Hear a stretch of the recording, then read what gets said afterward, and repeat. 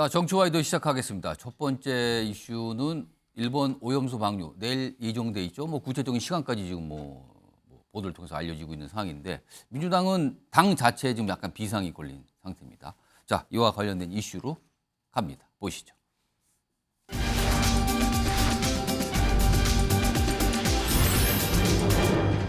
키워드가 급발진이에요. 생각지도 못하게 갑자기 속력을 냈는데 급발진. 결과는 과연 무엇일까요? 자, 그럼요. 일본 후쿠시마 오염수 방류와 관련해서 어제입니다. 기시다 일본 총리의 어떤 입장, 계획 이런 걸 밝혔고요. 그리고 우리 당국도 뭔가 좀 설명을 좀 내놨죠. 들어보겠습니다.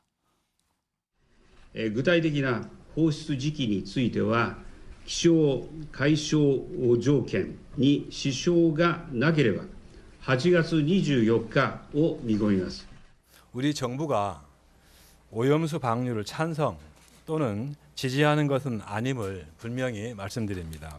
실제 방류가 조금이라도 계획과 다르게 진행된다면 이런 우리 국민의 안전과 건강을 위협하는 것으로 판단해 일본 측에 즉각 방류 중단을 요청할 것입니다. 자, 일단 상황은 진행 중입니다. 내일도 아마 관련돼서 큰 보도들이 나올 것 같고요. 자, 이런 가운데 오늘 이재명 민주당 대표는 일본의 오염수 방류에 대해서 귀를 잡는 표현을 썼습니다. 규정을 한 셈이 된 건데요. 그럼 이와 관련된 또 여당의 반응도 좀 나왔고요. 들어보겠습니다.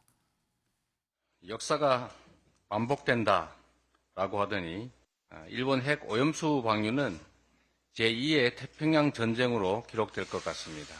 일본의 오염수 테러를 강력히 규탄합니다. 향후 오염수 해양 투기로 인해 발생할 모든 피해는 전적으로 일본 정부의 책임이라는 점을 분명하게 밝혀둡니다. 민주당이 오염수 방류를 빌미로 선동과 정치 공세를 해온 것이 하루 이틀 일은 아니지만 또다시 반일과 공포 마케팅으로 국민을 불안하게 하고 정쟁을 조장하고 있습니다. 여전히 국민의 불안감을 부추겨 정쟁의 도구로만 사용하려는 민주당의 행태는 후진적 정치 행태이며 무책임한 행동입니다. 자, 오늘 언론들이 이재명 대표가 내놓은 표현 중에 강조하면서 다루는 표현이 있어요. 제2의 태평양 전쟁이다, 이건. 그리고 테러다. 오염수 테러, 이런 표현이 좀 들어가 있죠. 자, 신지호 국무총리실 청년정책위 부위원장 나와 계신데요. 제2의 태평양 전쟁, 그 테러, 이거 어떻게 들으셨습니까? 이런 걸 보고 뜬금포라고 하죠. 아, 뜬금포. 네, 뜬금포.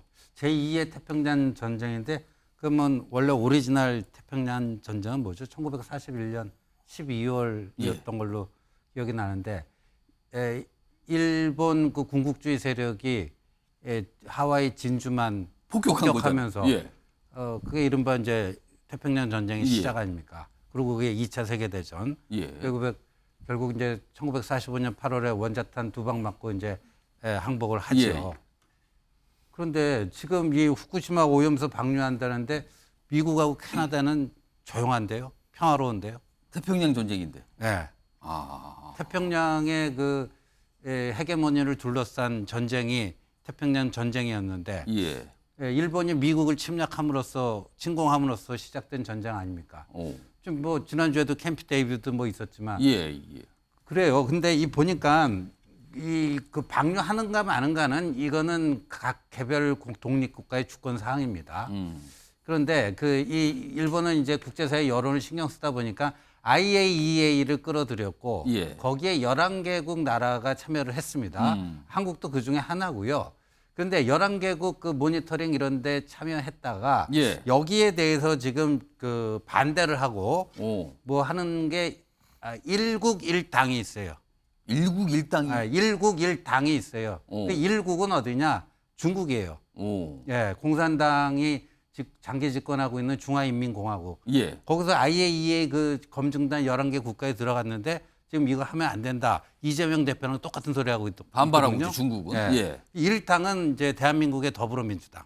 1국 1당만 여기에 대해서 반대하고 그래서 아마도 이거를 제2의 태평양 전쟁이라고 기록할 나라는 일국 일당 빼놓고는 없다 이런 생각이 들고요. 아까 우리 이 프로그램 시작되기 전에 그 우리 수산물 광고가 나오더라고요. 수협에서. 그렇습니다. 예.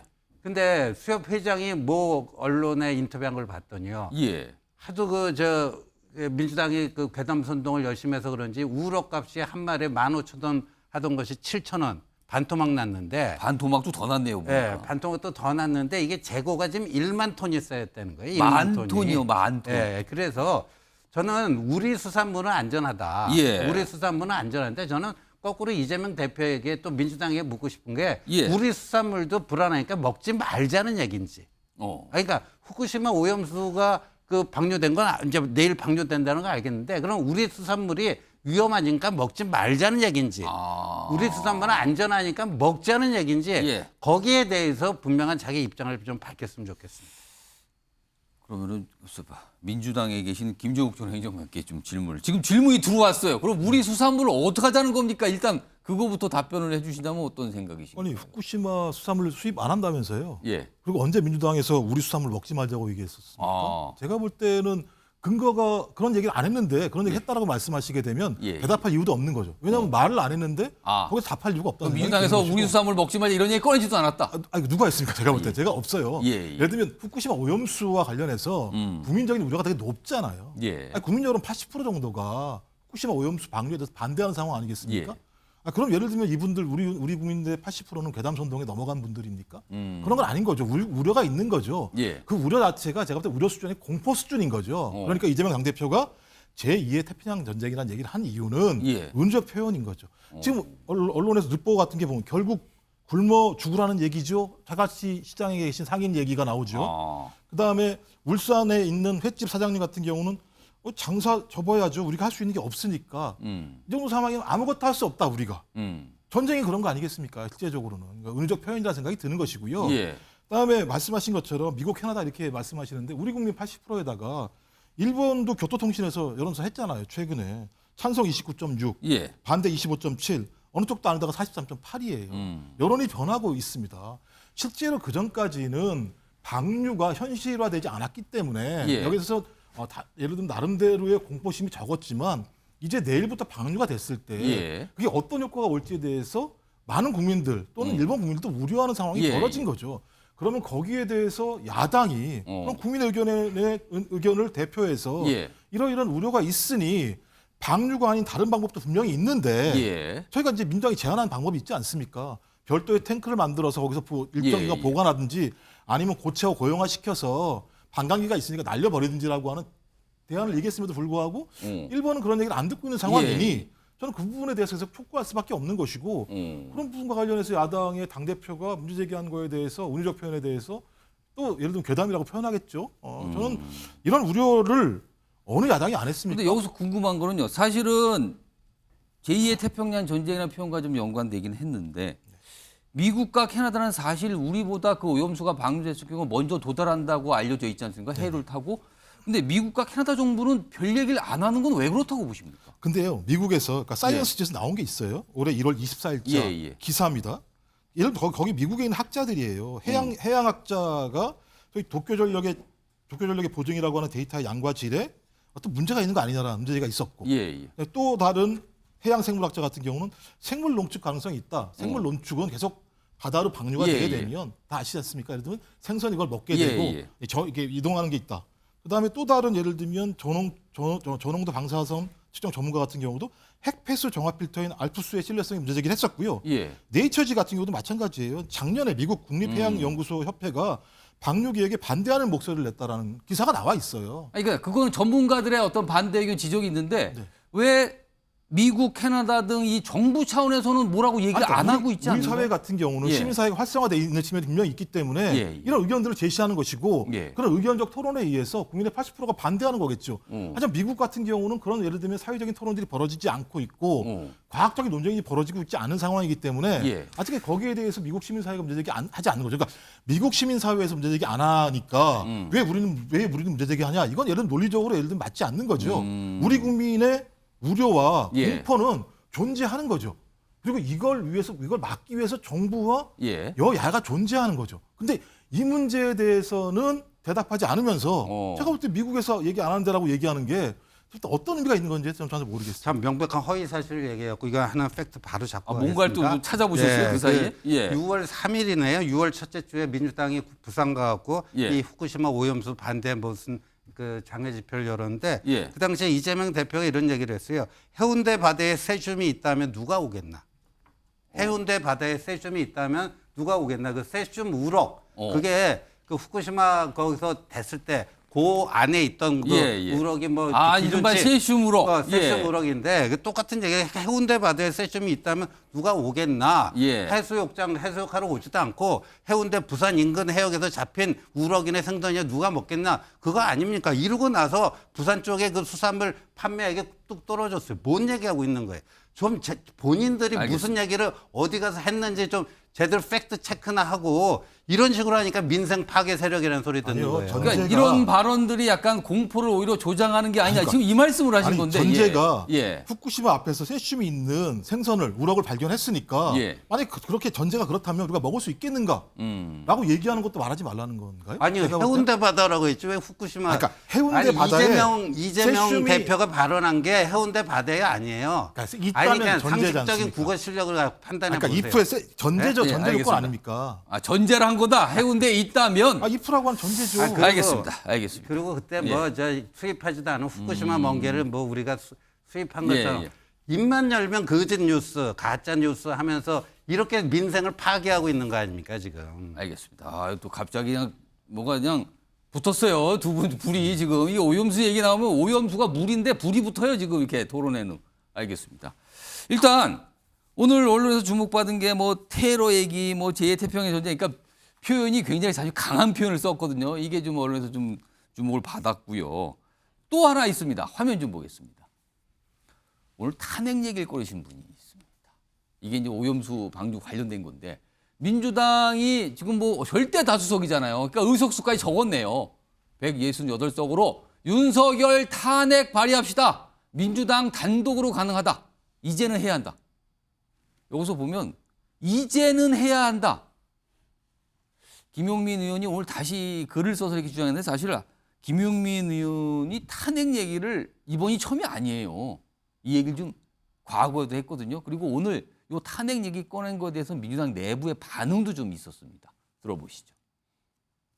우리가 함께 행동해서 윤석열 정부를 끝까지 5년 채우지 못하게 하고 윤석열 정부가 국민의 뜻에 따라서 빨리 퇴진할 수 있도록 만들어야 하지 않겠습니까? 윤석열은 퇴진하라! 저는 이제 탄핵이라고 하는 거는 그 기본적으로 대한민국 헌정을 일시적으로 변경하는 거, 중단하는 거 아닙니까? 네. 그래서 이건 책임 있게 추진해야 됩니다. 정치적으로 우리가 문제 제기를 한번 해보는 걸로 꺼내기에는 탄핵이라는 카드가 아주 무거운 카드죠. 무거운 카드. 의원이나 우리 정당이 추진하기에는 아직까지는 조금 무리 아닌가 싶고요. 자, 김재원 국민의힘 최고위원 나와 계신데요. 일단 이게 이 상황이 탄핵 사유가 되는 건지 그리고 실제 국회에서 할 수 있는 탄핵 소추잖아요. 이 탄핵 소추가 가능할지 이거 어떻게 보십니까? 둘 다 안 되죠. 뭐. 우선 대통령 불법 행위가 있어야 되는데 대통령이 뭐 일본 정부의 오염수 방류 문제에 대해서 어떤 행위를 해야 됩니까? 그렇지 않습니까? 뭐 민주당에서 주장하는 것은 왜 적극적으로 반대하지 않느냐? 그러니까 왜 반대 목소리 안 내느냐 이거잖아요. 민주당에서는. 그 부분도 국익을 고려한 여러 가지 외교적인 충분한 이유가 있고 그 상황에서 나름대로 최대한 합리적으로 판단한 것인데 거기에 어떤 불법 행위가 있었느냐 뭐 그런 이야기를 한다면 탄핵 사유가 되지 않고 그다음 민주당이 이제 탄핵의 추억이 있어요. 과거에 탄핵으로 박근혜 정권을 끌어내리고 자신들이 집권을 할 때 정말 한 200년 갈 줄 아는 그런 정권을 한번 만들어 보려고 했죠. 근데 5년 만에 이 정권을 넘기고 나니까 지금 이제 그 굉장히 좀 마음이 그 과거의 그 옛날의 추억으로 자꾸 돌아가고 싶을 거예요. 탄핵의 추억입니까? 그럼 그게? 그렇죠. 이제 그러니까 이상민 그 행정안전부 장관을 탄핵 소추할 때도 아마 민주당 내에서도 대부분은 탄핵 소추가 헌법재판소에 그 물론 뭐 발의가 되어서 예. 소추가 되더라도 인용이 안 될 거다. 인용이 될 거라고 믿은 분은 아마 거의 없었으리라고 생각해요. 제가 아는 민주당 의원들 물어보니까 다 뭐 잘못된 거라고 예. 생각을 하더라고요. 그래서 결국은 이상민 장관에게 정치적인 책임을 묻는 그런 기회마저 놓쳐버렸잖아요. 근데 지금은 민주당 의원들이 탄핵 소추 발의를 해도 국회 통과가 안 돼요. 왜냐하면 제적 3분의 2 다수결이어야 되잖아요. 그러면 180석 이렇게 되나요? 의석수로 아니 200석이군요. 200석이죠. 아, 200석이네요. 제 계산을 잘못했네요. 물론 뭐 과거에 또 그때 당시에 예. 박근혜 대통령 탄핵할 때처럼 현재 그 국민의힘 내에서 반란군이 또 많이 생겨서 합류를 한다면 가능하겠지만 그 존재가 있네요. 불가능할 거잖아요. 예. 그러니까 지금 하나만 한 소리를 저렇게 하는데 난 저 김남국 의원도 그렇고 저분도 그렇고 예. 좀 국회의원으로서 기본적인 양식이 있는지 저는 조금 김용민 의원에 대해서도 조금 알겠습니다. 의문이 제기가 되어요. 그러면 탄핵 소추 발의를 하자. 뭐 그 정도로 지금 이야기하는 거잖아요. 예. 그것은 아마 이제 일정한 생각에서 탄핵 소추 발의를 하면서 막 선전을 해서 예. 총선을 다시 지난번 때 왜 총선을 한일전으로 예. 치르자 이런 적이 한번 있었잖아요. 그것처럼 이번 총선도 한일전으로 가자. 뭐 그런 의미로 탄핵을 끌어들였다면 그 얄팍한 술수는 뭐 이해가 돼요. 그 외의 뭐 알겠습니다. 나머지의 뭐 전략은 없다고 봅니다. 김영주 전 민주당 의원 나와 계신데요. 네. 왜 탄핵 주장까지 나온 겁니까? 이 탄핵 주장은 왜 꺼냈다고 보십니까? 글쎄요, 이제 뭐 밖에서는 여전히 예. 그 윤석열 대통령을 뭐 아까 김영민 의원 얘기한 것처럼 이 정권 끝까지 예. 이 정권을 가져가서는 안 뭐 된다. 5년 채우면 안 된다는 뭐 식으로 얘기를 그런 했죠. 어떤 뭐 시민사회라든지 예. 시민들의 어떤 좀 뭐라자면 강성 그 강경한 목소리가 있기 때문에 거기에 대해서 반영했다고 볼 수 있는데. 근데 지금 보면 실현 가능성은 있다고 보세요. 이게? 실현 가능성이 없고요. 예. 우선은 이제 어쨌든 탄핵을 하려고 보면 무슨 법을 위반했는가 실정법, 헌법이라든지 법 위반을 따지겠죠. 예컨대 뭐 어떤 법을 위반하셨는지 예컨대 뭐 분명히 예컨대 일본이 후쿠시마 뭐 방류를 결정했는데 알고 캠프 데이비드 갔으면서도 대통령실에서 예. 전혀 그런 의제는 없다. 일본 언론에서는 이미 다 이번에 가서 할 거라는 거 알았는데 전혀 의제가 없는 것처럼 얘기했다든지 아니면 어쨌든 뭔가라도 법적인 위반의 명분을 가지고 예. 탄핵을 해야 된다는 그런 전제가 있는 건데 제 느낌에도 그런 부분이 있어요. 사실은 저렇게 빨리 결정한 것은 사실은 일본이 아주 차분하게 이번 그 캠프 데이비드를 잘 활용한 거거든요. 어쨌든 미국하고 한국에다가 그런 것을 언지를 주고 난 다음에 자연스럽게 뭐 했다라고 하는 거. 그러니까 오히려 제목이 뭐 급발진 일본의 경우에는 급발진이 아닌 겁니다. 자기네들이 연착륙을 한 겁니다. 우리가 봤을 때는 그런 정보를 국민에게 속이니까 급발진이라고 느껴질 수밖에 없는 부분인데 저는 문제는 과거에 DJ 대통령이나 이런 어떤 큰 우리 민주당 전신의 어떤 대통령들이나 정치 지도자들은 반드시 중도층들이 움직였을 때를 보고 탄핵론이라도 시작해야 하는 그런 게 있었습니다. 지금 우리는 너무 빠릅니다. 자기네들끼리 강성들이 깃발에 거리에서 몇 사람 데리고 뭐 탄핵 주장한다고 더 중도층이 동의해서 시내로 나오려고 하더라도 이거 아닌 것 같다. 너무 센 거 아니냐. 이런 부분이었기 때문에 이렇게 가서는 정말 이번에 오송 사건을 만약 그 이상민 장관 탄핵에 대한 부분이 없었으면 이번에 제대로 탄핵에 대한 뭐 재청이라도 할 수 있고 해임 건의안에도 할 수 있었는데 오히려 그냥 기각됨으로써 오히려 날개를 달아줬잖아요. 그런 부분에 대해서 한번 좀 생각해 볼 필요 있다고 생각합니다. 민주당에도 저렇게 대부분 정상적인 생각을 하셔요. 합리적 생각을 하고 있던 평가 갑자기 특별한 사람들이 따로 있는 알겠습니다. 거죠. 그래서 뭐 반응은 안 좋네요. 탄핵에 대해서 지금 두 분 말씀 들어보니까 알겠습니다. 일단 내일 일본 오염수 방류전 시작한다고 예고가 됐습니다. 자, 이와 관련해서요. 뭐 좀 기다려 보도록 하고 여러 가지 소식이 좀 있을 겁니다. 자, 다음은 오늘도 신상 공개 하나 된 게 있어요. 그리고 많은 분들이 기다리셨죠. 머그샷 드디어 공개가 됐네요. 드디어.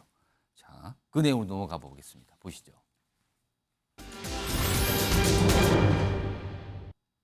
저자입니다. 저자. 지금. 저자. 머그샷이죠. 지금. 딱 두고 정면에 똑바로 보세요 하고 딱 찍은 거예요. 저게 오늘 공개가 됐는데 얼마 전에 있었던 등산로 성폭행 살인범. 진짜 생각지도 못한 일이 벌어졌습니다. 많은 분들이 충격을 받으셨는데 오늘 공개가 됐거든요. 화면 좀 보겠습니다. 바로 이자입니다. 이름은 최윤종, 만 30, 1993년생입니다. 그동안 신상공개 사진이 공개됐는데 보면 무슨 학창시절에 조그맣게 찍은 증명사진, 지금하고 딴판인 얼굴 맨날 이런 비판 받았는데 이번에는 바로 찍은 거예요. 머그샷 공개가 됐습니다. 저 모습입니다. 바로요. 바로 저자입니다. 뭐 더 이상 뭐라고 할 말이 없네요. 공개됐습니다. 지금. 자, 근데요. 여기서 좀 생각해 볼 게 있어요. 김영주 전 의원님. 네. 지금 저 사진은요. 저자가 머그샷을 찍고 공개하는 걸 동의해서 이게 공개됐답니다. 그렇습니다. 그럼 동의 안 하면 공개가 안 되는 건데 앞서서 여러 가지 흉악범들 신상 공개됐는데 머그샷 안 나왔거든요. 그럼 동의 안 해서 그렇대요. 이거는. 그러니까. 아니 이거 우리 머그샷 꼭 동의를 받아야 되는 겁니까? 신상 공개까지 하는데? 지금 현행법상 그렇게 됐다고 돼 있지 않습니까? 무슨 법이 그럽니까? 그러니까요. 너무 지나치게 그 법의 전제는 아마 말하자면 확실하게 재판에서 이 사람이 뭐 범죄가 가려졌을 때 그전에는 그런 부분이 조심스럽게 신중한다는 그런 지지를 지금 갖고 이 상황은 있는 것 같습니다. 범죄를 가리고 자시고가 아닌 거 아닙니까? 그렇습니다. 그래서 그런 의미에서 지금 그 법이 좀 불비한 부분이 있다고 봐야 되겠죠. 그런데 실제로 지금 그런 것을 고치고자 하는 법이 국회에서 한 7개, 9개 법이 올라와 있는 것 같아요. 강력범죄와 관련해서. 근데요. 예. 그런 부분들이 빨리 정리를 해 주셔야죠. 지금도 관심이 없는 겁니까? 저 지금? 사진조차도 과연 동의를 해서 낸 것인지 예. 현실 실정법 위반해서 억지로 낸 것인지 동의를 했다고 이제 알려줘요. 예. 본인이 동의를 했다 그래요. 네네.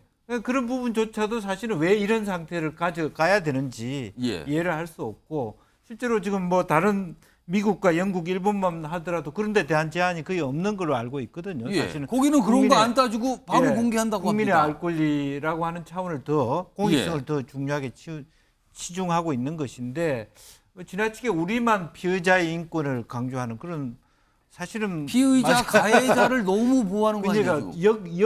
역전돼 있는 상황인 것 같습니다. 그래서 지금이라도 어쨌든 행안이라든지 또 지금 데이터 관련법이 지나치게 개인정보보호법이 당사자의 동의를 지나치게 많이 얻게 돼 있. 그게 나쁜 건 아닙니다만은 어쨌든 빨리 그런 부분이 해소돼야 될 것이 있으면 빨리 물기를 터줬으면 좋겠다는 생각을 저도 갖게 됩니다. 이게 뭔가 지금 규정이 이게 오래된 규정일 텐데 뭘 따라가지 못하는 것 같아요. 그리고 국회에서 관련 법이 있는데 도대체 뭐 하는 겁니까? 그런 거는 안 고치고요. 그리고요. 다음에 영상을 하나 준비한 것이 있는데요. 요거는요. 신지호 전 의원님하고 김종욱 전 행정관께서 좀 잘 봐주세요. 이 영상을요. 보겠습니다. 피해자한테 할 말 없게. 말은 없었는데. 범행 언제부터 계획하셨습니까?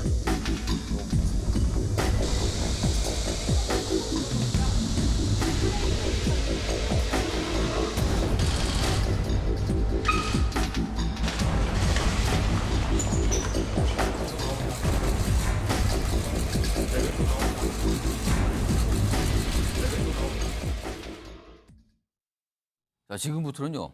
신상 공개 결정까지 가기 전 상황 얘기를 좀 해보겠습니다. 신주 전 의원님. 흉악범에 대해서 누가 봐도 흉악범, 누가 봐도 명백한 범죄에 대해서 즉각적인 신상 공개는 도저히 진짜 안 되는 건지. 그리고 보면은요. 앞서서 지금 똑같은 복장을 한 2명이 나타났는데 그 다른 범죄자들이거든요. 오히려 경찰이 모자 주고 마스크 주고 가려주는 상황이 됐어요.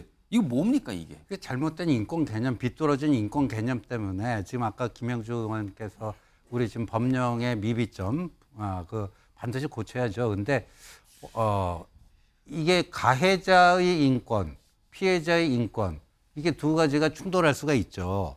그러면 법을 만들 때는 법익 어떤 것을 더 그렇죠. 중요하게 법익이라는 게 예, 있어요. 우선적으로 봐야 되는가. 법익이라는 표현이 반드시 나오잖아요. 그럼 이 관련 법령의 법익은 뭐죠? 그러니까 저런 식으로 해가지고 재발 방지의 가능성을 오히려 높이는 게 우리 이제 공공의 안전을 위한 법익인가요? 그러니까 이게 말이 안 된 거죠. 가해자의 인권을 피해자의 인권보다도 더 우선시하는 세상에 이게 제대로 된 법치 국가 중에 이런 법령 갖고 있다는 건 굉장히 창피한 아니 그리고 노릇이죠. 중간에 뭐 이송을 하다가 이게 언론에 노출되는 경우 있잖아요. 기자들 노출되는 경우 그러면은 그냥 알아서 챙겨 입으세요.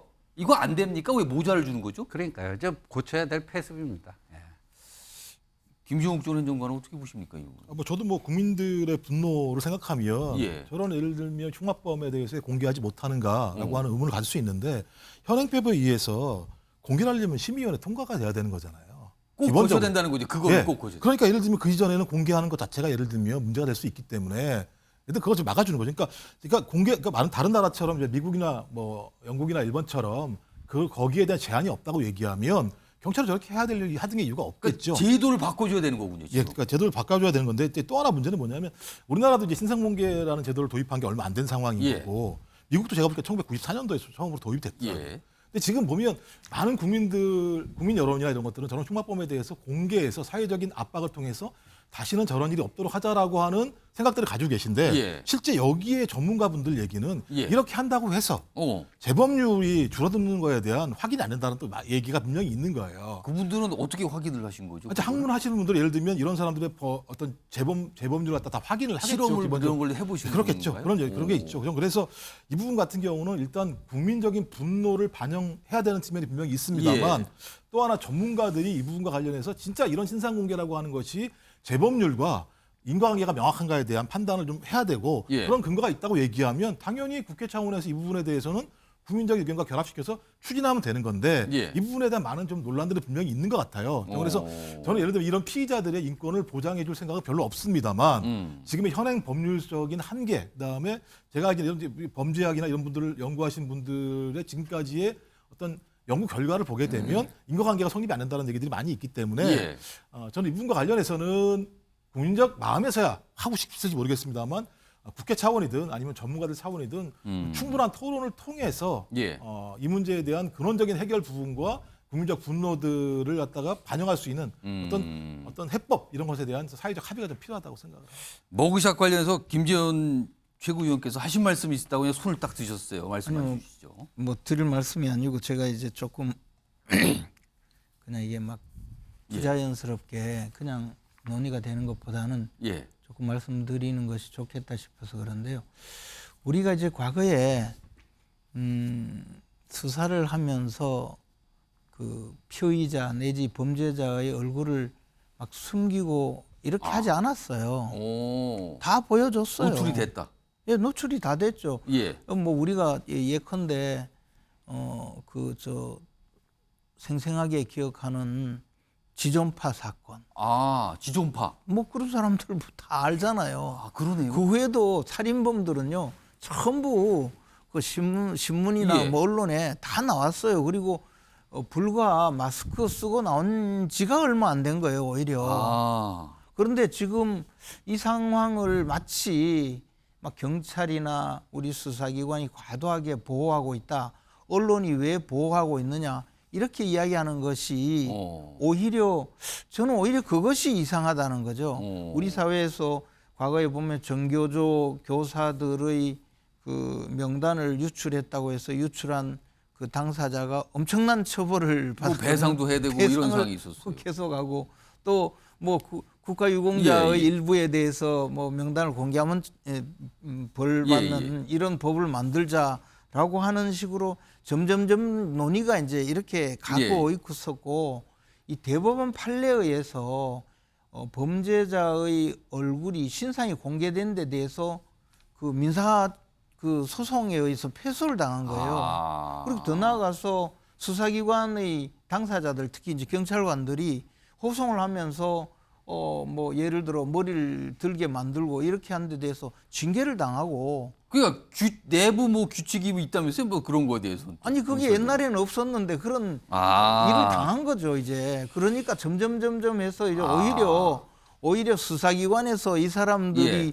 노출이 되지 않아야 자기가 안전해진 거예요. 그러니까 이상하게 됐네요. 이게. 예, 지금 그런 상황이 된 거지. 예. 이게 뭐 해외의 그 머그샷 문제를 이야기하자면 특히 이제 성범죄자의 경우에는 신상을 공개하는 것이 이제 거의 보편적인 상황이 되었죠. 그런데 이 부분에 대해서 또 이런 나라들은 대부분 이 흉악 범죄에 대해서 사형 선고를 하면 집행을 해요.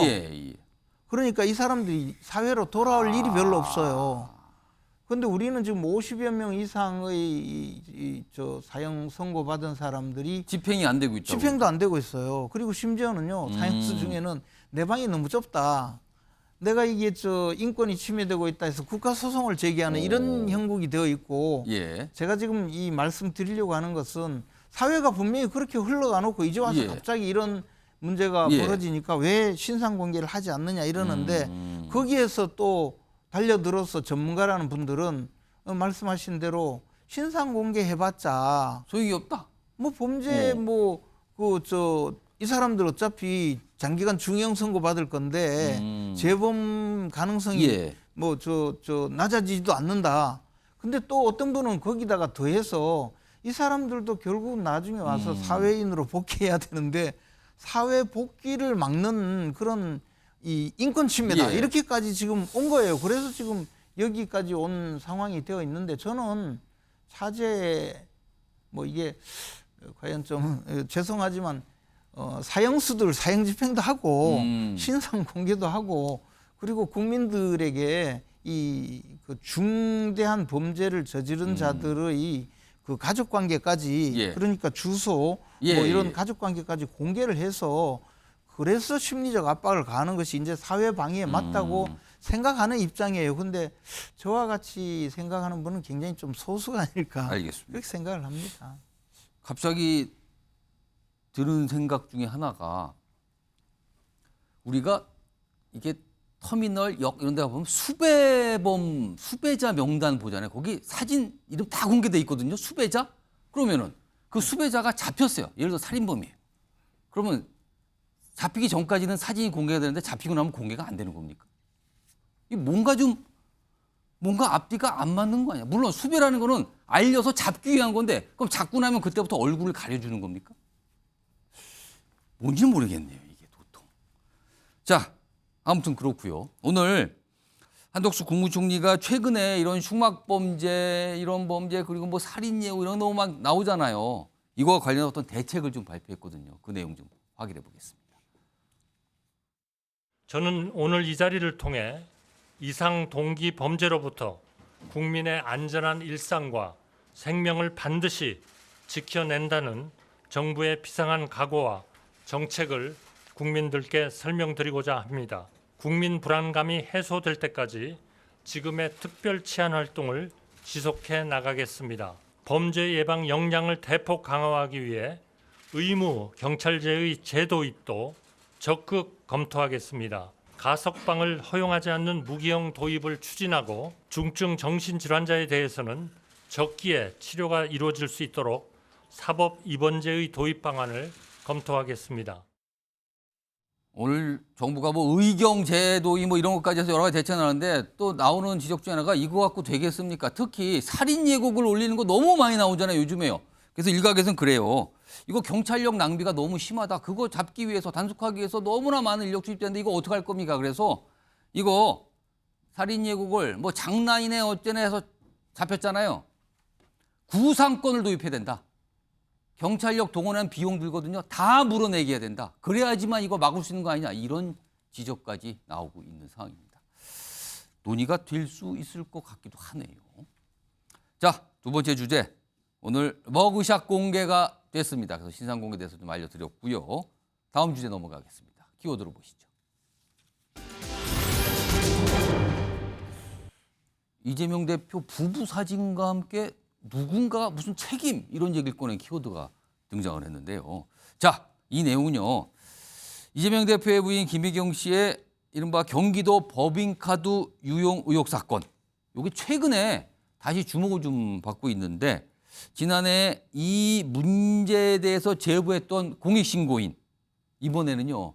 이재명 대표에 대해서도 조사해달라고 신고를 했어요. 그래서 다시 또 주목을 받고 있는데 오늘 MBN 정치 와이드가요. 이 제보자를 만나서 단독 인터뷰를 진행했습니다. 사전 녹화로 진행됐다는 말씀 좀 미리 드리고요. 인터뷰에서요. 몇 가지 많은 얘기들 했어요. 그리고 이 영상을 좀 몇 가지로 나눴습니다. 우선 첫 번째 인터뷰 내용 지금부터 전해드리겠습니다. 자, 지금 제보자께서 나와 계십니다. 우선 용기를 내서 인터뷰에 응해 주신 점, 이 점에 대해서 우선 감사 말씀드리겠습니다. 네. 굉장히 사실은 망설임도 있으셨을 거고요. 고민도 있으셨는데 오늘 아무튼 어려운 자리에 나와 계십니다. 자, 우선 그동안 많은 분들이 좀 궁금해하는 것 중에 하나, 이게 아마 가장 중요한 내용일 것 같은데 제보자께서는 최근에 권익위의 이재명 대표도 조사를 해달라고 부패 신고를 하셨습니다. 앞서서는 작년에 이미 제보를 하셨거든요. 그리고 그 위에 수사도 진행이 됐는데 그럼 이번에 다시 신고를 한 이유는 어디에 있습니까? 제가 처음에 제보를 했을 당시 이 대표 측의 모든 잘못된 부분이 밝혀지고 올바른 길로 갈 것이라는 믿음 하나로 많은 고심 끝에 용기 내어 제보를 하게 됐습니다. 하지만 현재 배모 씨만 공직선거법 위반 등의 혐의로 1심 유죄 판결, 2심 항소한 것으로 알고 있습니다. 이 부분에 있어 김배경 씨와 이재명 대표가 어떠한 책임도 지지 않고 국회의원 및 당대표를 계속하고 있는 상황이 납득하지 않았습니다. 그래서 다시 용기 내어 이야기를 하게 되었습니다. 그러니까 지금 어떤 수사가 되고 재판 상황, 이거는 너무 좀 미약하게 갔다 이렇게 좀 판단하셨다는 것 같은데 이재명 대표가 법인카드 유용 의혹에 대해서 몰랐을 리가 없다. 지금 이렇게 판단하셨는데 그 이유는 무엇입니까? 성남시장 시절부터 배모 씨는 김혜경 수행비서라는 사실로 인지하고 있었고 입사 제의를 받을 당시에도 배모 씨가 같이 사모님 모시는 일을 하자고 했었습니다. 경기도청에서 근무하는 동안은 배모 씨가 이재명 대표를 독대하며 김혜경 씨에 대한 일을 수차례 보고한 것으로 알고 있습니다. 이재명 대표가 배모 씨에게 지시하기를 김혜경 씨의 일만 잘 커버하고 신경 쓰면 된다라고 했다고 배모 씨에게 전해 들었었습니다. 또한 배모 씨는 5급 별정직 사무관입니다. 법인카드 여러 개를 정결권자인 각 과장들의 동의하에 사용할 수 있었던 것은 회계 책임자인 당시 이재명 지사의 용인이 없었으면 불가능 일이라고 생각합니다. 그러니까 회계에 관련된 분야를 이재명 대표의 묵인이 없었다면 과연 그렇게 처리가 됐는가? 이 부분에 대해서 가장 이 강조를 해 주신 건데 사실은요 최근에 이제 언론을 통해서도 여러 가지 말씀과 제보들을 하신 게 있는데 그 내용 중에 이른바 주말 수락상 의전, 이게 많은 분들이 지금 그 얘기를 하고 계시거든요. 자, 구체적으로 어떤 식으로 이루어졌고 당시에 이재명 대표의 태도, 그러니까 당시는 경기지사 시절이거든요. 그때 당시 태도는 어땠습니까? 당시 이재명 지사가 휴일 공관했을 때 총무과 의전팀과 제가 번갈아 가며 점심 저녁을 올렸습니다. 의전팀이 음식을 외부 식당에서 외상으로 포장해온 후 본관 지하 식당에서 데우고 그릇을 교체해두면 제가 2층 테이블에 올려두고 내려온 뒤 30분 정도 지난 후 빈 그릇을 가지고 내려왔습니다. 그렇게 점심 식사 후 대기하였다가 저녁 식사를 올리고 식사를 마친 뒤 정리하고 퇴근할 수 있었습니다. 한 번은 식사 올릴 때 이재명 지사를 마주친 적이 있었는데 자연스럽게 잘 지내냐, 어느 부서로 배치되었냐 하며 간단하게 이야기를 나눈 적도 있었습니다. 몰랐다면 당황하거나 놀랐을 텐데 그런 기색 없이 당연한 일 같은 자연스러운 분위기였습니다.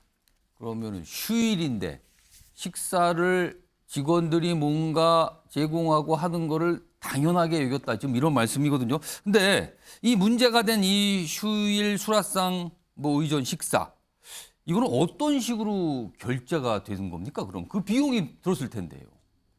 일반적으로 외부 식당에서 결제하는 거는 장부를 사용한 걸로 들었습니다. 장부를 사용했다. 그러면 휴일에 장부로 외상을 하고 이후에 다시 법인카드 결제, 이 말씀을 하시는 겁니까? 네, 그렇게 인지했습니다. 일단 왜 본인이 다시 이재명 대표에 대해서 신고를 했는가? 요 설명이 좀 있었죠. 그리고 최근에 이 휴일 공간에서의 식사 제공 문제, 이게 좀 있었거든요. 그게 어떤 모습이었는지 이것까지 설명이 좀 있습니다. 다음 영상은요. 뭔가 구체적인 사례를 더 설명을 합니다. 이 제보자께서요. 그 내용도 확인해 보시죠. 자, 그리고요. 이재명 대표의 샴푸를 사러 서울 청담동까지 심부름을 다녀오곤 했다는 건데 이거는 어떤 과정이었고 이것도 역시 당시에 결제가 어떻게 이루어지는 겁니까? 이거는요?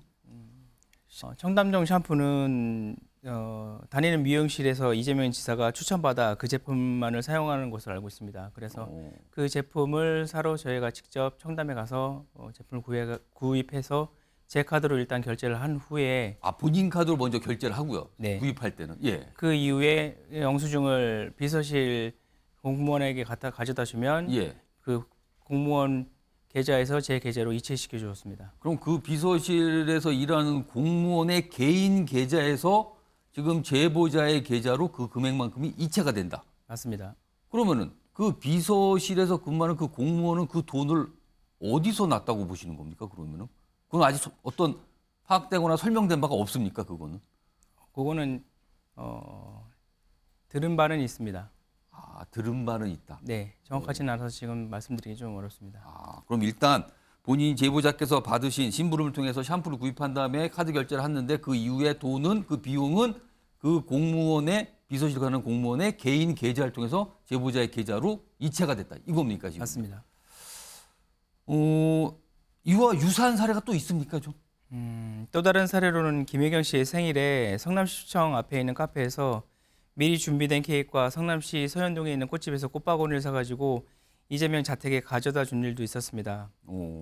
그중에 제일 부당하다고 느낀 일은 개인적으로 식사를 음식점에서 사서 이재명 자택으로 올렸던 일들이 그렇다고 느껴집니다. 어이없게도 배모 씨가 우리는 배달의 민족이다라고 발언한 일이 아직도 기억에 남습니다. 배달의 민족이요? 네. 그럼 그걸 당연히 여겨라 이런 뜻입니까? 네, 그렇게 인지했습니다. 지금 사례로 케이크, 꽃 이 얘기하셨는데 그때도 그걸 구매하신 거잖아요, 가서. 맞습니다. 그럼 그때도 역시 제보자의 카드로 결제를 하셨어요? 네, 제 카드로 결제했습니다. 그리고 역시 마찬가지 방법으로 계좌 이체를 또 받으신 겁니까? 맞습니다. 그럼 똑같은 형태네요, 그거는. 네, 맞습니다. 결제 방식에서는. 지금 여러 가지 사례를 구체적으로 말씀을 해 주셨거든요. 근데 이런 제보 내용을 뒷받침할 만한 근거는 갖고 계십니까, 지금? 네, 당시 배모 씨와 이야기를 나눴던 텔레그램이 통화 내용 등이 있습니다. 그러면 이거를 이번에 부패 신고를 하셨잖아요. 네. 그러면 관련 내용도 다 제출됐다고 봐야 됩니까? 그건 어떻게 좀 아직 제출 요구가 없어서 제출하지는 않았습니다. 갖고 계시는 거고. 네, 맞습니다. 근데 다 근거는 분명히 지금 갖고 계신 거다. 네, 맞습니다. 알겠습니다. 굉장히 많은 사례 굉장히 구체적으로 설명을 하죠. 그리고 결제가 어떻게 됐는지 지불 이런 거에 구체적으로 설명이 좀 있었습니다. 신조 전 의원님.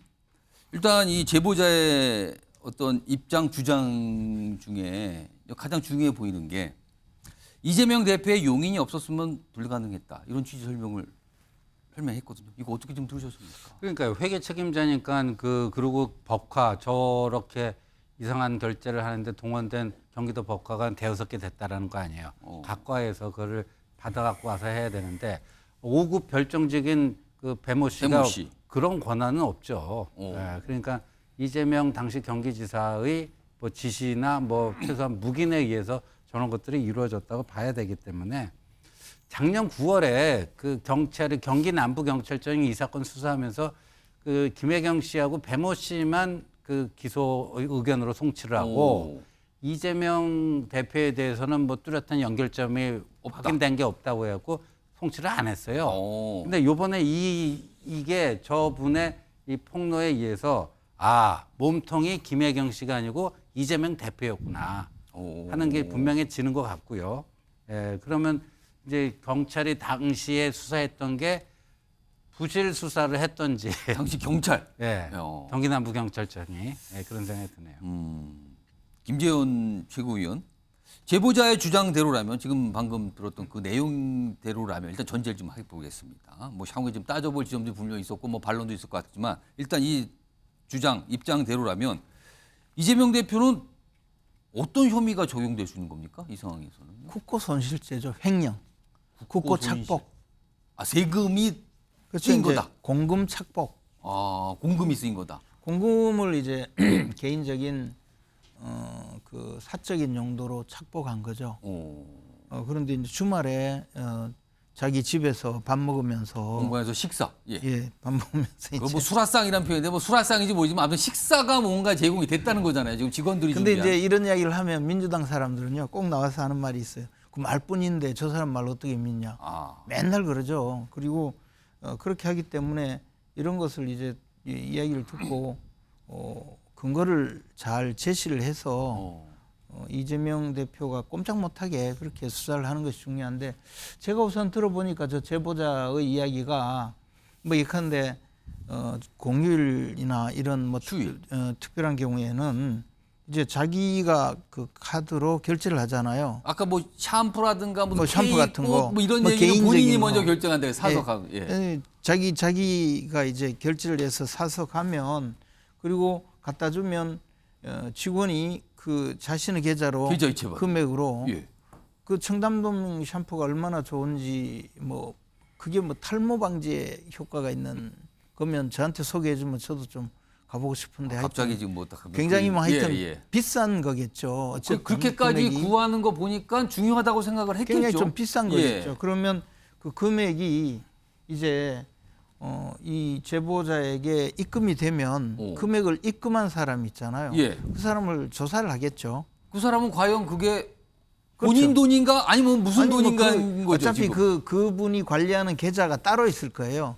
그러면 이 계좌가 일종의 말하자면 이제 이런 돈을 사용하는 그러니까 뭐 각 그 실과별로 거두어 들인 뭐 카드깡을 하든 또는 뭐 업무 추진비를 뭐 사용을 하든 이런 방법으로 모아놓은 이 저수지 금액일 가능성이 있어요. 이런 돈을. 그러면 이 돈을 만든 것으로 역추적을 해가면 상당액의 횡령이 나올 거예요. 그리고 이 돈을 관리한 사람은 지금쯤이면 경기도 공무원이고 경기도 공무원이 이 본인이 주범으로 처벌받기가 싫다면 진실을 이야기할 가능성이 크죠.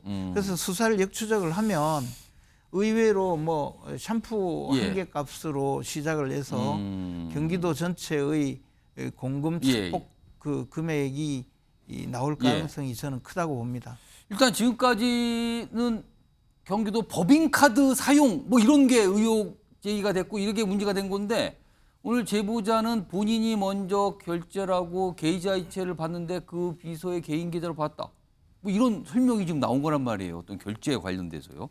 자, 그리고요. 다음 준비된 인터뷰 내용은 당시 경기도청 비서들의 업무와 관련된 내용이 좀 있거든요. 들어보시죠. 경기도청에 근무하는 비서들 얘기도 언론을 통해서 잠시 하신 내용이 있는데 업무 방식을 이른바 마약 던지기에 좀 비유를 하셨어요. 구체적으로 어떤 식으로 일을 했다는 겁니까? 모든 지시는 배모 씨를 통해서만 이루어졌습니다. 업무 지시 방식은 예를 들어 가야 하는 곳과 시간만 알려주고 도착하면 전화 오건 텔레그램으로 다시 다음 행동을 전달합니다. 사람을 만날 경우 제가 누군지 밝히지도 말라 했으며 상대방의 이름이 무엇인지 어떤 상황인지조차도 알려고 하지 말라고 수차례 말하였습니다. 그러면은 지금까지 아까 말씀하셨던 그 내용들의 지시는 오로지 배모 씨를 통해서만 전달을 받고 그리고 일을 하고 끝나면 보고하고 이런 형태입니까? 네, 맞습니다. 그러면은 사실 다른 비서들은 지금 제보자께서 어떤 일을 하고 있는지도 몰랐다는 거네요. 그러면은요. 그렇게 되는 겁니까? 네. 그리고 다른 비서들이 어떤 일을 하는지도 역시 제보자도 모르시는 상태예요. 네. 그리고요. 뭐 비서들끼리 사적 대화도 나누지 말라. 뭐 이런 지시가 있었다는데 이건 누가 이런 지시를 한 겁니까? 이재명 대표가 사적인 대화를 나누지 못하게 한 사실은 없습니다. 직접 지시를 받는 경우도 제가 없었고요. 모든 지시는 아까 말씀드린 대로 배모 씨를 통해서만 이루어졌습니다. 배모 씨는 업무에 관한 자신의 얘기만 듣게 했고 다른 사람들과의 대화를 통제하였습니다. 그러면은 일단 업무를 수행을 하시는데 오로지 배모 씨하고만 연락을 줬고 지시를 그쪽으로 이렇게 받았다는 얘기네요. 지금. 맞습니다. 자, 민주당에 계신 김종욱 전 행정관께 지금 사실은 앞서서도 언론 통해서 좀 조금씩 단편도 나왔고요. 오늘은 좀 인터뷰를 통해서 다양한 얘기를 지금 이 제보자가 입장, 본인 생각, 그리고 본인이 판단하는 거, 뭐 주장, 뭐 입장일 수도 있고요. 아무튼 얘기를 꺼내놨는데 이와 관련해서 이재명 대표 측이나 민주당은 아무런 뭐 어떤 반응이라든가 아니면 뭐 반박이라든가 이게 없습니다. 침묵이에요. 이걸 어떻게 좀 이해해야 됩니까? 오늘 인터뷰 들으셨잖아요. 제보자가 얘기한 게 권익위에 부패 신고는 했으나 내용을 제출하지 않았다. 이제 인터뷰를 통해서 내용들이 조금씩 나가는 거지 않겠습니까? 권익위 쪽에서 그쪽에서 아직 그 자료 제출을 요구하지 않았다고 지금 설명이 그러니까 나왔어요. 자료를 모르는 상황인데 여기에 대해서 뭐라고 대응을 할 수 있을지 모르겠고요. 일단 그 내용을 알아야 그 내용의 진위 여부를 파악하는 문제가 핵심이겠죠. 그리고 이 사건은 저는 새롭지 않다고 생각이 드는 게 이미 예를 들면 김혜경 씨 문제와 관련해서 재판이 진행됐었고요. 이 재판과 관련해서 배 모 사무관 같은 경우가 1심에서 징역 10개월 집행유예 2년을 선고받은 내용들이잖아요. 근데 동일한 내용으로 지금 이 제보자가 얘기하는 건 김혜경 씨뿐만 아니라 이재명 당대표도 그랬다라는 얘기니까 그 부분이 이번에 새롭게 강조를 하고 있는 거예요. 내용은 동일한 거죠. 따지고 보면. 이 두 가지가 뭐 유사한 거니까요. 전 그래서 이 부분은 원칙대로 처리하면 된다는 생각이 들어요. 말씀하신 것처럼 권익위에 부패 신고를 했으니 권익위에서 요청해서 자료 받아서 그 자료상 위법사항이 발견되게 되면 수사 의뢰를 하고요.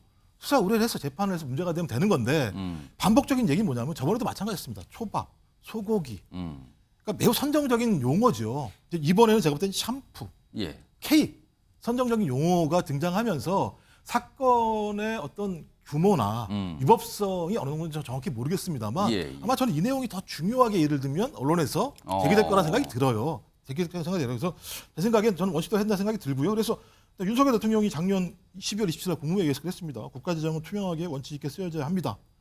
국민의 혈세를 쓰는 것에 성역은 있을 수 없습니다. 저는 이 말이 맞다고 생각합니다. 원칙대로 수사하고 문제가 있으면 처벌하면 되는 것이고요. 전 동일한 잣대라면 업무 추진도 마찬가지, 검찰의 업무 추진도 마찬가지인데요. 여기도 쪼개기 문제가 있고요. 소고기도 많이 먹었고요. 다 이런 상황들이 있어요. 전 그렇다면 이번 참에 진짜 카르텔 말씀하셨으니까 예를 들면 이재명 제보한 이재명 당대표뿐만 아니라 예를 들면 공무원 사회 내부에 이런 일이 관행적으로 벌어졌다고 얘기하면 다 들여다보자. 하시죠, 뭐 제가 볼 때. 그게 맞지 않겠어요? 그러니까 검찰은 수사 안 하고 이재명 당대표는 진술이 있다고 이것도 다 내용이 있잖아요. 수사 안 한다면 제가 볼 때 공정성에 문제가 있기 때문에 이번 참에 공무원 사회에 이것이 만연하다면 이런 부분에 대한 카르텔을 깨는 차원에서 다 수사하시면 될 거라 생각이 듭니다. 근데 제가 한 말씀 드리자면 지금 이제 지난번 그 김혜경 씨 법화 사건하고는 전혀 다른 것이 바로 그 경기지사실의 직원이 관리하던 계좌의 실체가 드러날 수 있는 상황이 되어 무슨 계좌 얘기가 나왔단 말이에요. 계좌 이체 이런 게 나왔어요. 그렇죠. 그러면 이게 이제 금액이 어느 정도일지가 드러난다면 그 금액이 굉장히 큰 금액일 수도 있고 비교적 큰 금액이 아닐 수도 있어요. 지금 약간 새로운 뭔 설명이 그렇죠. 나온 거다 지금. 그러나 어찌됐든 이 계좌는 김혜경 씨가 관리할 수 없는 계좌예요. 이재명 당시 지사의 지시를 받은 비서가 관리하면서 여러 가지 비용으로 사용하는 그런 계좌일 가능성이 농후하지 않겠습니까? 이렇게 됐을 때는 이것은 전혀 다른 사건이 되지. 지금까지 뭐 김혜경 씨가 그저 그 도시락을 많이 시키고 뭐 초밥을 시켰는데 그 집에 아마 뭐 기생충이 살고 있는 것 같다. 어떻게 뭐 20인분을 먹냐. 그런 이야기와는 전혀 별개의 상황으로 반전될 가능성이 크다고 보죠. 그러니까 이 김재원 최고위원은 약간 그 계좌 부분을 약간 주목해서 좀 보셨습니다. 아니, 저 계좌 수사를 해봐서 제가 느낌이 있습니다. 지금 이 제보자의 인터뷰 영상이 하나 더 남아 있습니다. 약간 본인의 어떤 심경 이런 것도 좀 밝힌 게 있거든요. 내용 들어보시죠. 그리고요. 사실은 지난해 제보 이후에 신변의 위협을 느꼈다. 그리고 뭐 이사까지 갈 정도로 뭐 힘든 시간을 보내신 걸로 알고 있는데요, 제가. 글쎄요. 구체적으로 어떤 위협을 누구로부터 받으셨는지를 좀 말씀해 줄 수 있을까요? 제보 후에 배모심이 이재명 측 사람들에게 연락을 받았었고 두려움에 연락 온 사실을 다시 제보하게 됐었습니다. 그런 이후에는 직접적으로 연락은 해오지 않았고 모르는 번호는 제가 일체 받지 않았습니다. 위협을 느꼈다라는 거는 어떤 모습 때문에 그런 판단을 좀 하셨습니까? 여러 가지 그동안 알고 있었던 이재명 측 사람들의 성향이나 예. 그 해왔던 일들 그다음에 언론을 통해서 봤던 일들을 다 포함해서 예. 위협을 느끼고 현재도 느끼고 있는 상태입니다. 아, 그래요. 그리고 원래 사시던 곳이 아닌 다른 곳으로 이사를 가셨다고 하잖아요. 맞습니다. 그거는 사실은 기존에 머물러던 곳에서 있으면 안 되겠다는 판단을 하신 거잖아요. 맞습니다. 그건 어떤 구체적인 이유가 좀 있을까요? 그 부분에 대해서는? 이재명 쪽 사람들이 제 집 주소와 예. 그다음에 전화번호, 그다음에 사는 곳 모든 걸 다 알고 있기 때문에 예. 부득이하게 옮길 수밖에 없었습니다.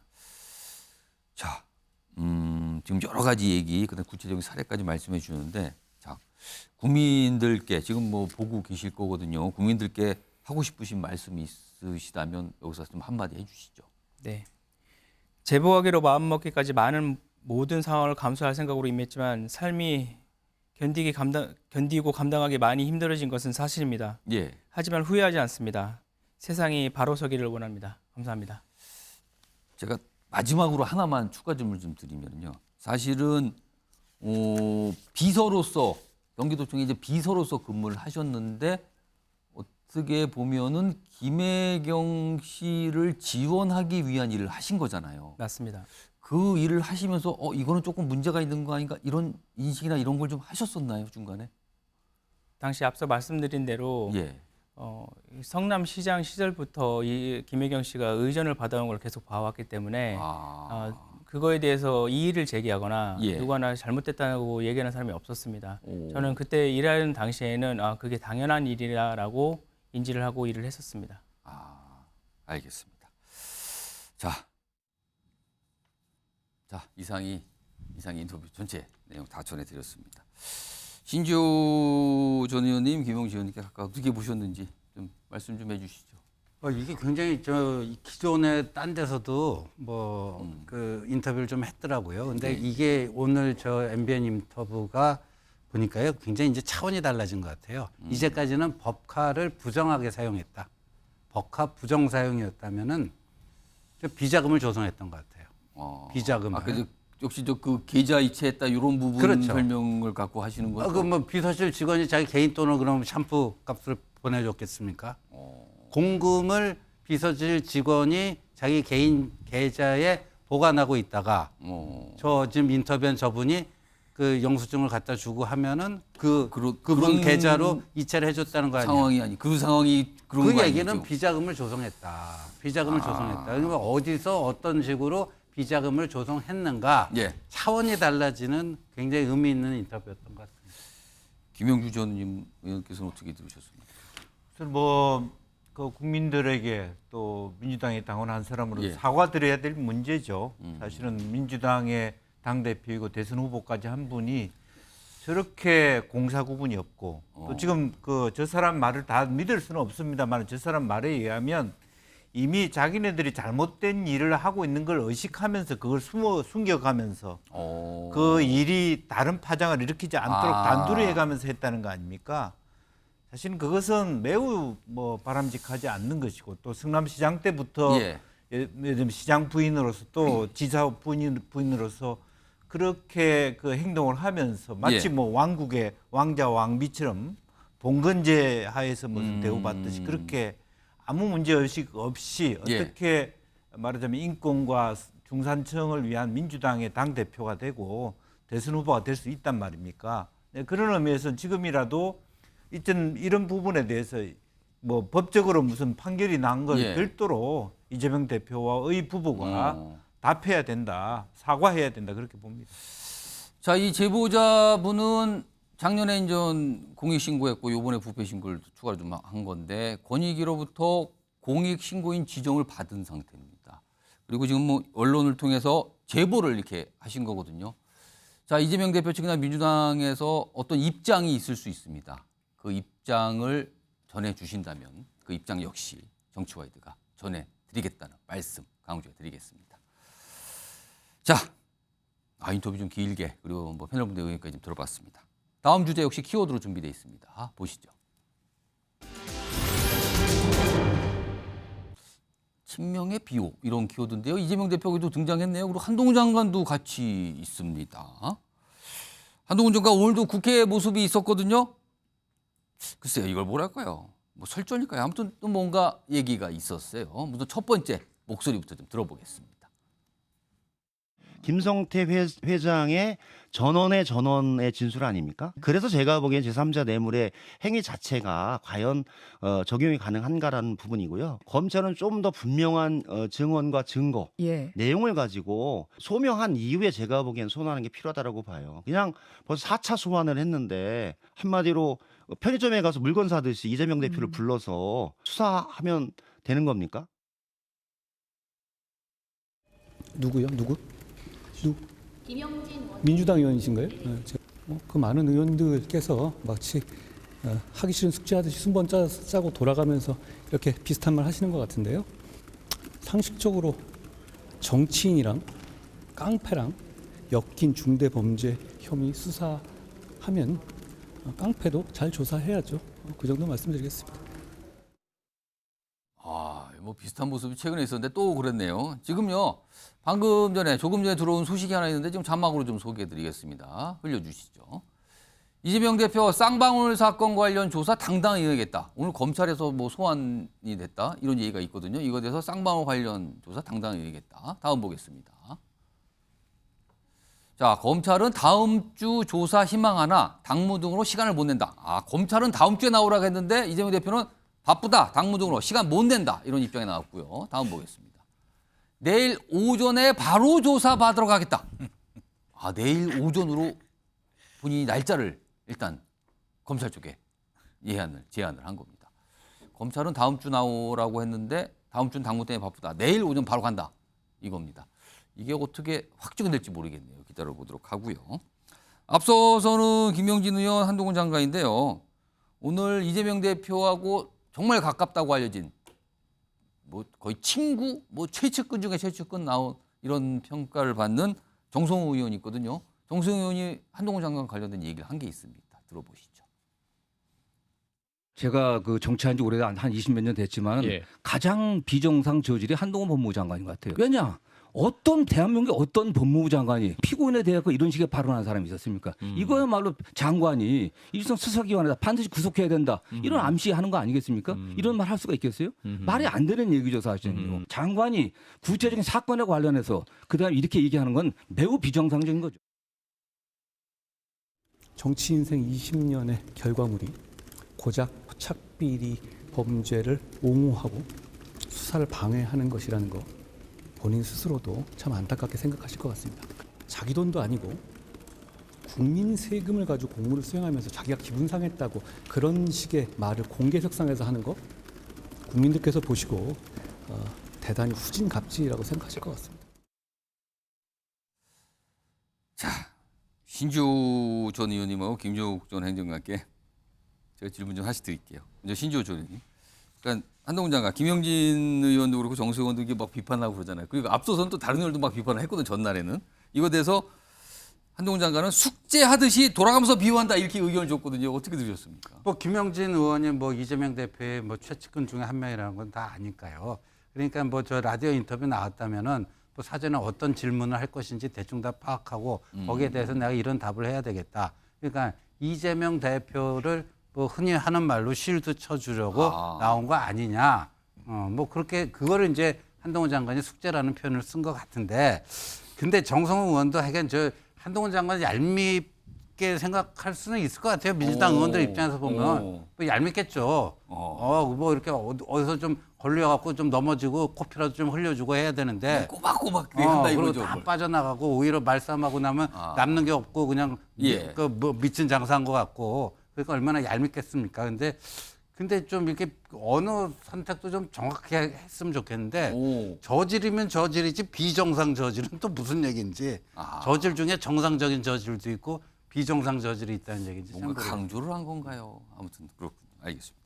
자, 김종욱 전 의원과. 근데 지금 보면 한동훈 장관이 그냥 민주당 의원들이 뭔가 비판하고 하는 걸 그냥 그대로 아침에 가면 기자들이 묻는 그대로 다 그거를 반박하고 뭔가 입장을 내고 생각을 낸단 말이에요. 민주당은 왜 자꾸 한동훈 장관을 거론하는 겁니까? 오히려 이것 때문에 더 모습이 이런 거 아니냐, 피로감이 생긴 거 아니냐, 또 이런 얘기도 있어요. 이거 어떻게 보십니까? 그럼 한마디도 안 합니까? 저렇게 예를 들어 나와서 매일매일 언론에도 대고 얘기를 하는데 한마디도 안 하면 안 할 수가 없다. 또 그때 뭐라 그럴 겁니까? 민주당 할 말 없나? 이렇게 나올 거 아니겠어요? 그러니까 제가 볼 때는 국민을 대의하는 국회의원이 국무위원이자 법무부 장관의 발언에 대해서 아니 행위에 대해서 잘못한 것은 비판하고 견제하고 시정하고 바꿔야 되는 거죠. 그건 참 당연한 행위를 하고 있는데 왜 저런 말을 해가지고 되치기를 당하냐 이런 식의 얘기를 하고 있어요. 근데 이게 민주당 의원이나 민주당이 이게 득이냐 아니면 오히려 부담이냐 이런 또 판단을 하시는 분이 저는 있단 이건 말이에요. 단기적인 문제는 아니라 생각합니다. 국민들도 다 보실 거라 생각이 들어요. 초기에야 저희 한동훈 법무부 장관이 새로운 인물이고 말 잘하고 셰프해 보니까 그럴지 모르겠습니다만 지금 행위를 보십시오. 건건이 제가 볼 땐 법무부 장관이 입에 담지 말아야 될 용어와 단어를 선택하면서 얘기하고 있어요. 국민들이 봐서 제가 볼 때는 좀 답답할 거라 생각이 들고 또 하나는 가끔은 좀 비겁한 것도 있어요. 예를 들면 뭐 영수증이 휘발됐다라고 얘기하고 국회에 나와서 영수증이 휘발돼서 안 나오면 카드사이드 요청하면 다 나오잖아요. 그러니까 예를 들어 말도 안 되는 거짓말하고 쪼개기 결제한 거 의혹 없냐고 얘기했더니 하는 얘기는 답을 안 하고 그다음에 소고기 먹은 거 얘기했더니 거기는 성남시인데 접경지역이라고 얘기하고 아니 왜 이런 때는 이렇게 예를 들면 옹졸한 얘기를 하고 제가 국민의힘 대변인 역할을 하고 있기 때문에 민주당 문제 제기를 하는 거예요.